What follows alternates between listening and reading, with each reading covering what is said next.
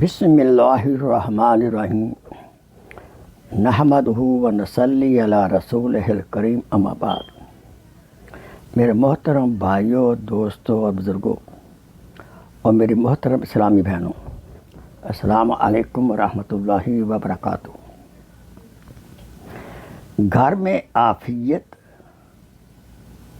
سلامتی، برکت کے لیے عاجز فقیر کا مجرب نسخہ عرض ہے۔ یہ عمل جو ہے ہر نماز میں سلام پھیرنے سے پہلے اس آیت مبارکہ کو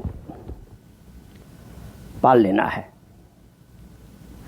یہ آیت مبارکہ سورہ الفرقان میں ہے اور آیت نمبر 74 ہے۔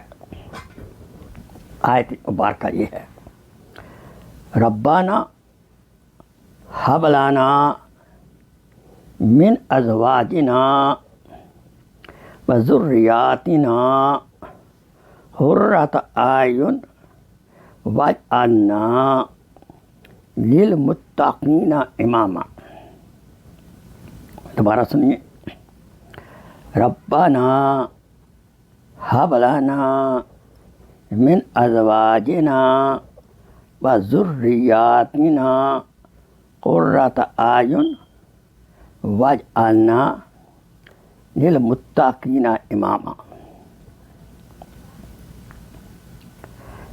عجیب دعا ہے یہ۔